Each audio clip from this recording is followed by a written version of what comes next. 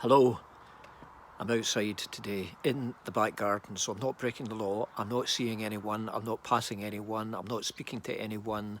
I'm in my back garden. It's windy, blue skies above me, so it's relatively warm. It's not scorching hot, but it's nice to be outside. And I'll tell you something, since the last time I did a bit of filming outside, there's lots of cars, more cars passing by. Just beyond my fence is the main road. So since I've been out here, a dozen cars have passed in the past 5 minutes. Where are they going? Stay home. Don't need to take your car. So yesterday I finished off the first chapter, or the first part of chapter 2. There's a car coming. I'll have a pause.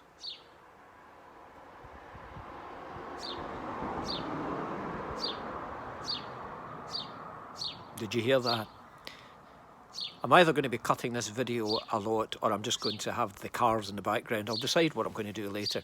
But yesterday I read the first few verses of chapter 2. Started chapter 2. Oh, hurrah. And it was about the paralysed man that was lowered through a roof in Capernaum, and Jesus healed him.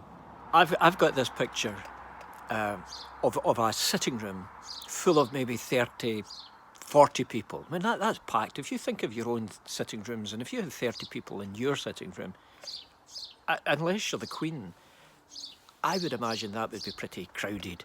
So the Palestinian houses in Jesus' day were even smaller than many of our sitting rooms. So 30 people they would all been squished. And then you would have had some outside that were listening to Jesus' words. But with this mat being lowered from the ceiling, folks would have moved in order for the paralysed man to come into the centre of the room. And I think, I've got this picture of Jesus smiling. You know, you just think, wow, look at this. Look at this guy. Isn't that funny? Not funny, ha-ha, but just smiling at the fact that people were prepared to take such action, such faith, because they were under the impression that this man Jesus could heal their friend who had been paralysed and who was paralysed. So I see Jesus with a smile on his face.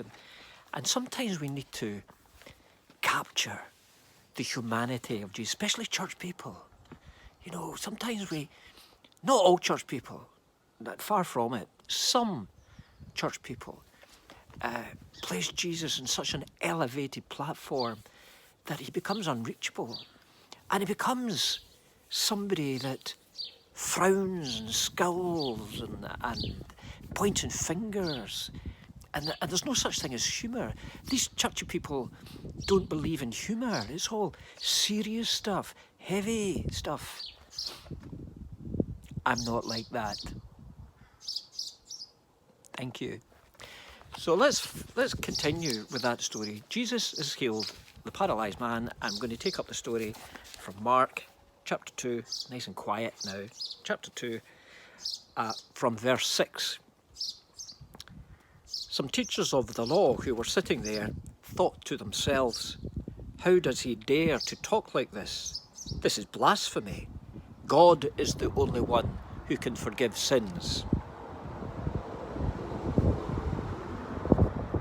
And once Jesus knew what they were thinking, so he said to them,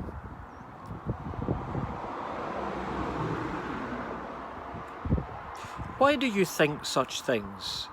Is it easier to say to this paralysed man, 'Your sins are forgiven,' or to say, 'Get up, pick up your mat, and walk'? I will prove to you then that the Son of Man has authority on earth to forgive sins." So he said to the paralysed man, "I tell you, get up, pick up your mat, and go home."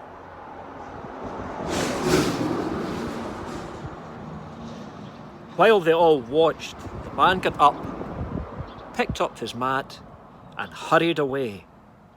They were all completely amazed and praised God, saying, "We have never We have never seen anything like this. There were pauses in that reading. I didn't want to compete with the lorries and the tractors and the cars. No motorbikes though. Didn't hear any motorbikes. Up to this point in Mark's Gospel, we see Jesus predominantly as a healer. He has gone round the synagogues, he has been teaching in the synagogues, he has debated his theology, his ministry within the synagogues and in neighbouring towns and villages. That is the picture that we have of him. Now, he's beginning to get a reputation, and this reputation attracts the court, the religious court officials. They want to check this man out.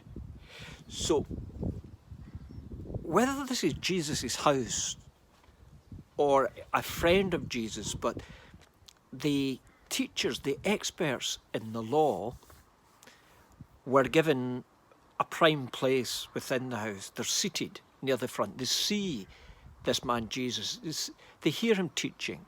They hear what he has to say. And then, goodness, this paralysed man is lowered through the roof. So they are thinking, where does this man get his authority from? For only God can forgive sins. Who does he think he is? Now, these teachers of the law were experts. They took apart, if you like, the Torah, the first few books of the Old Testament, and they were able to create laws that would have a significance for everything and anything that you did. Walk into the shop to buy a pint of milk, there was a law for that. How many pints of milk you could buy, there was a law for that. When you could actually open the milk, there was a law for that. I mean, I know that I'm being a bit cynical and a bit silly, but really, everything back in the day, everything that you did was shaped by a law that the teachers of the law had decided you had to adhere to, you had to abide by. And one of the most fundamental laws is that only God could forgive sins. So who does this man think he is? And I love Jesus' retort. Okay, so is it easier for me to say your sins are forgiven? Because anyone could say that. You know, your sins are forgiven. Whether they are or not, who's to know? So Jesus said, is it easier for me to say your sins are forgiven, or get up, pick up your mat and go home? Because by saying that, the man was able to get up.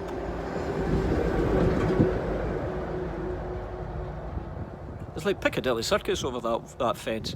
The man was able to pick up his mat and go home rejoicing. So if he has been cured, according to the teachers of the law, if a man or indeed a woman had been cured of their sickness, of their illness, of their ailment, then their sins must have been forgiven. So Jesus is really playing them at their own game.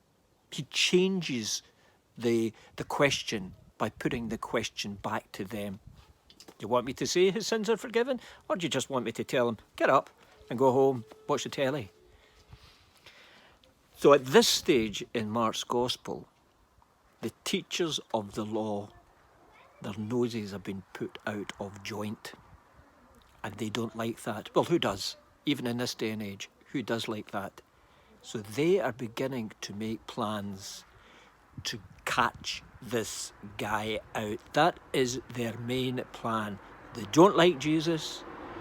They will find a way to catch him out.